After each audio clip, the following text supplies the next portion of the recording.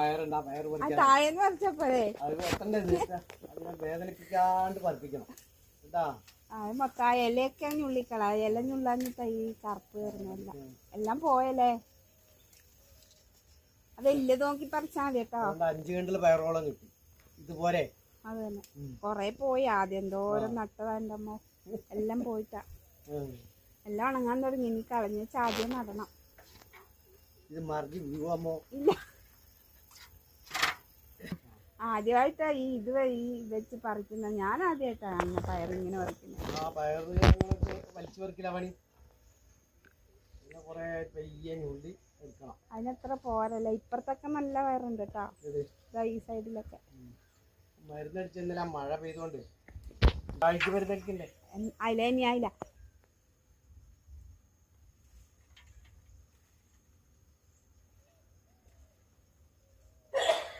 പനത്തക്കാട് കൃഷിഭവനിൽ നിന്ന് കൊണ്ട് തന്നാണ് നമ്മൾ ഈ ചാഴിക്കെല്ലാം അടിക്കാൻ വേണ്ടിയിട്ട്. മൈക്രോ ഫോണെന്ന് മറ്റേ ഇതിൻ്റെ പേര്. അതെ, മൈക്രോ ഫോൺ. ഇതല്ല, ഇതവർ തന്നാണ് പയർ. ഇതും പയറെല്ലാം ഫ്രീ ആയിട്ട് കൊണ്ട് തന്നെ, എന്നിട്ട് നട്ട് തന്നു. നല്ല പയറാണ്, കണ്ടില്ലേ. എന്നാ കണ്ട എത്രയും നീട്ടമുണ്ട് പയർ. മൂത്തില്ല, ശരിക്കും മൂത്തില്ല, മൂക്കാത്ത പയറാണ്. ഞാൻ പിന്നെ പൈസയുടെ ആവശ്യം കൊണ്ട് ഇത് പറിക്കുന്നു മാത്രമേ. ഇല്ല ഇല്ലെങ്കില് അവിടെ എല്ലാം ഉണങ്ങിപ്പോയല്ലേ. ഇത്രയും നല്ല പയറാണ് ഇത്. ഇട്ട് കഴിഞ്ഞാൽ ചാഴ പിടിക്കും. വാടാ മോനെ, വാടാ ഇങ്ങോട്ട് വാ. അവിടെ വളഞ്ഞു കൂടി കിടക്കുന്ന നേരെ കിടക്കും.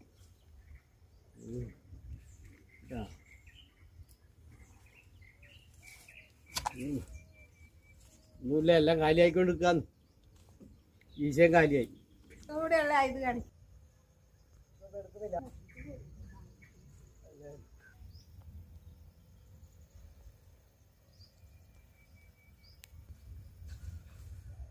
എന്നാ പിന്നെ പറിക്കട്ടോ, ഞാൻ പോയിട്ട് ചായ ആക്കട്ടെ.